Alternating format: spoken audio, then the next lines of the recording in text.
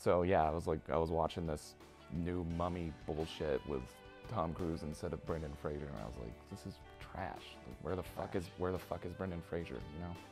Yeah, he turns Tom Cruise. Fucking dumb. How's it going, everybody? Welcome to yet another episode of Bookending a Plant. Today I have Mr. Gerad Whitlock, not Gerard, not Jerry, but Gerad. Gerad. Do people mistake your name quite a bit? It's Gerad. Yes, all the time. My own grandparents even got it wrong. They're still alive? No, they're dead. Apologies, my apologies. Okay, well, Gerad, it's a pleasure to have you on. A little bit of background on our history together. I'd say roughly 5 years ago, we were working at the same retail store, brick and mortar, back when those places were relevant. Yeah, Gerad is if you don't mind me saying, middle-aged man who I've somehow stayed tethered to for the last few years, and we formed a deep, deep bond and a friendship that is everlasting, in my view. I hope you feel the same. Of course. Thanks. All the way. Thanks, buddy. Now, Gerad, to briefly give a rundown of what you do, would you describe yourself, and let me know if this is fair to say, you would describe yourself as a nutritionist, a health expert, and somebody with a bit of an entrepreneurial heart. Would that be fair to say? Does that summarize your business dealings and your life philosophy? In a nutshell, yes.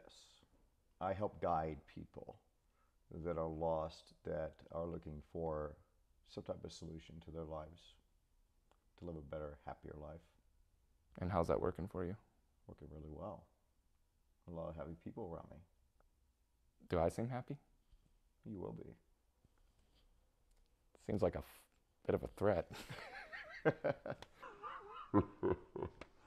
Okay.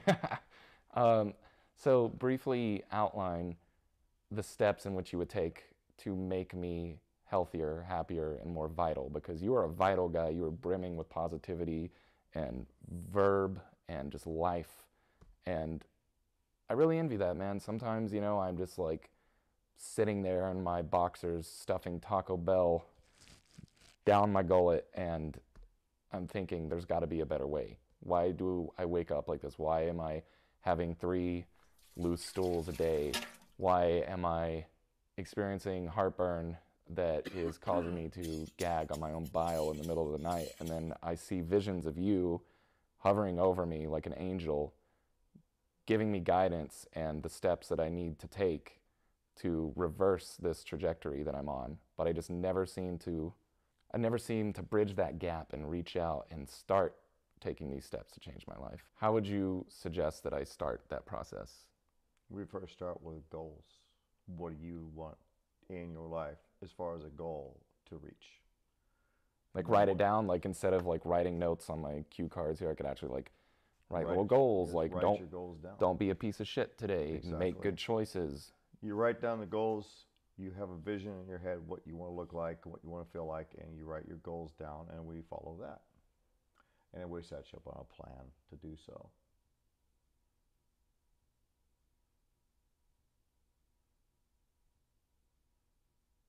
Now, do you monitor the people that you coach? Like, do you set up surveillance in their homes to make sure that they're not disobeying your orders or drifting from the guidelines? How are you ensuring that your clients aren't going down a dark, devilish path in terms of their health and quality of life? Well, simply put, I stay with them. I text them on a daily basis. I make sure they're on track, and we take a bad day and we go the next day and turn it into a good day. I could see myself drifting easily and sneaking that extra 5 pints of ice cream a night. But you can tell, right? Like if you see the person, you're not losing weight, and you just reach out and grab their belly fat and just squeeze it and say, this needs to be gone within the next couple of weeks, or I'm done servicing you. Like, do you take like an authoritarian approach to it, or do you just let people go at their own pace? It's a mixture of both. See, I think I want like a health Hitler, like somebody to really just fucking rail into me. Health Hitler. Health Hitler. Is that okay to say? Well, Are you of dead. are you of Jewish descent? No, sir. No. Okay. Well, okay. Specifically, Gerad, I invited you on not just because you are a life coach and a health expert, but you actually have your own new venture. It's an all new thing that you're trying to get off the ground. Why don't you tell us a little bit about that? The venture I have taken on is, they're called buff Troughs. What they are, you like Troughs? There you go. Truffles. Truffles that aren't to be trifled with, as I say. Look, I can't believe I'm saying this, but that's actually not a bad tagline. It appears, and I followed the command. So you hear voices? No. Okay, good. I'm not trying to scare my viewers here. I believe you brought some of these truffles, the buff truffs, today for me to try. I did, especially for you. Certainly hope these aren't tainted. All right, what do we have here? These are going to taste exactly like a Twix. How did you know, Gerad, that is my favorite candy? A little bird told me. A little bird? All right, let's try this out, people. Ooh, those are lovely. Nice shot on that. Very solidly made. Good job. Oh, this is live. This is not, you know, this footage hasn't been tampered with. I didn't sneak one before the show. This is my live, unadulterated, honest reaction to a buff truff trademark going in.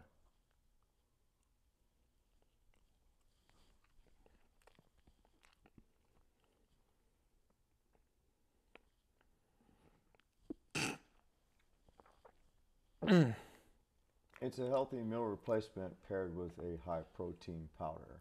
It's going to have 17 grams of protein, 15 grams of carbs, 5 grams of sugar, and only 2.5 grams of fat. So you're telling me I could eat a whole boatload of these fucking things and still not blow up like a balloon? That's what I'm telling you. I feel like I need a drink. My throat's closing up, but aside from that, these are delicious. Thank you. It's like, it doesn't go down smooth, but it goes down good.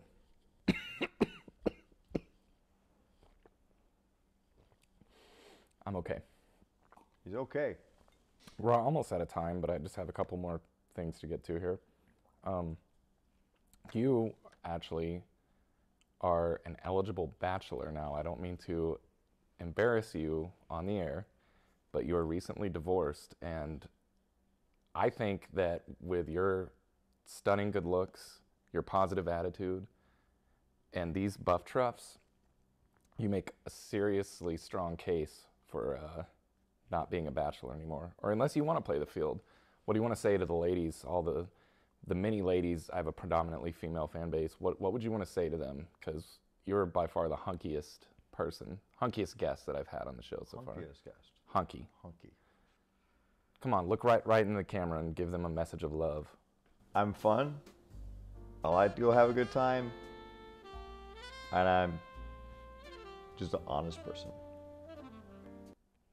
And buff. And buff. Flex for us, Gerad. Give us, oh my God, look at that. Kiss it. Kiss it. Mmm.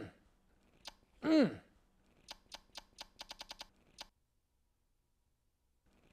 Mmm. All right, buddy. Where can people find you if they want to take you up on some of these buff truffs or any of your fitness or health programs that you advocate for?